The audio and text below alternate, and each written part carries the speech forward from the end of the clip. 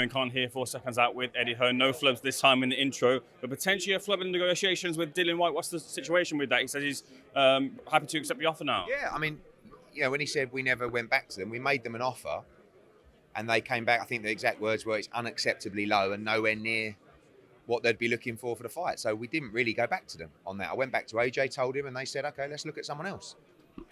I woke up this morning to a Talk Sport interview where he said, I accept the offer. So I went straight to his team and said, do you accept the offer? And they said, yes. So I said, okay, we'll send a contract today. Obviously, we're 7 weeks away. We're on the verge of announcing the opponent that we were going to go with, but the contract won't be difficult. And if they're real and they want to move at pace, we can get that fight made. I've never really heard White really frustrated with you before. Why do you think that is? I don't know. He's talking to everybody. So whether there just isn't the fights out there or the money out there that he wants, and but the reason that we never went back to him, this wasn't a negotiation.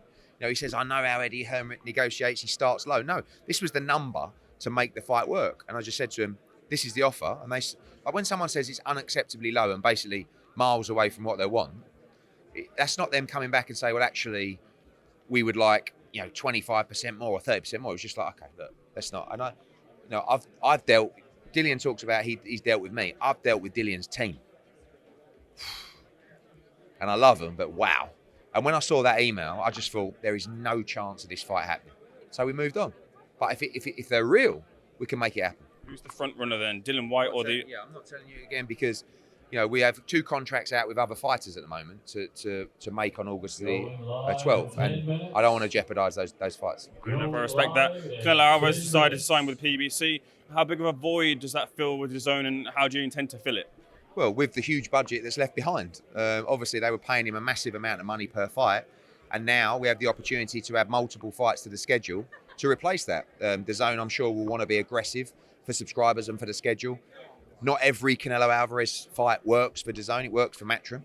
And obviously, we're gutted that we won't be working for him for the next couple of fights. But at the same time, I think we've done 7 of his last 8 fights.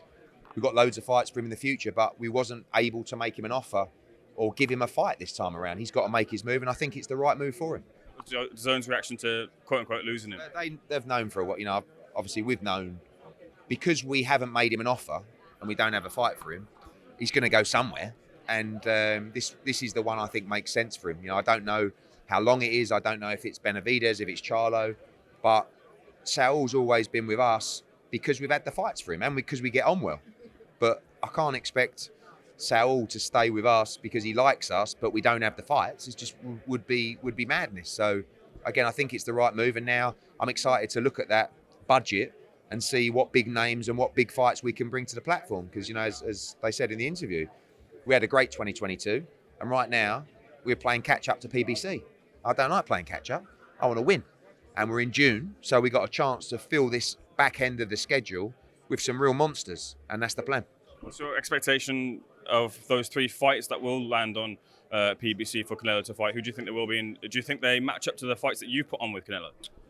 Yeah, I mean, we did Callum Smith, we did Billy Joe Saunders at Dallas Cowboys, we did Daniel Jacobs, we did Bivol, we did Golovkin. I mean, we had a great run. So, yeah, I mean, I think the Charlo fight is a good fight. As I understand it, I don't think there's an agreement to fight Benavidez and those people, but it's just you will fight PBC guys. So they've got a number of options for him. And right now, as it stands, the options that we may have had for him are Dimitri Bivol, which is not an option because we couldn't get that fight moving, and Edgar Berlanga, who's probably 3 fights away from Canelo Alvarez. And beyond that, we're pretty thin for options. So I think when you look at the strategy of Canelo Alvarez, I think it's the right move for him. We talked about promoter back and forth in the week, and in the wake of Canelo signing with PBC, promoters have come and had their shots. Apparently, you're Mr. Lonely. DeBella has put in a shot, as has Ellaby, as has De La Hoya, as I mentioned. What are your thoughts on those shots? I think for people to wish for your demise so badly, there has to be a reason behind it. I mean, they don't know me, these people, and I can only think they're envious of my position. Lou DeBella is a very bitter man a lot of the time, and he would love to be in my position. And if he was honest, he would say that. When Lou, doesn't have any TV dates really, or I don't start jabbing him going, hey, DeBella, how's it feel? You've got no dates, you've got no fighters, you're not making any money. Like, this is like, because he's not on my radar. So, and Leonard Ellaby, he don't have any shows. And Oscar De La Hoya's off his tree. So, I don't know. Maybe I just rub people up the wrong way. But I'm going to do my thing, and I'm going to keep making sure that these people aren't or will never be able to lace my boots.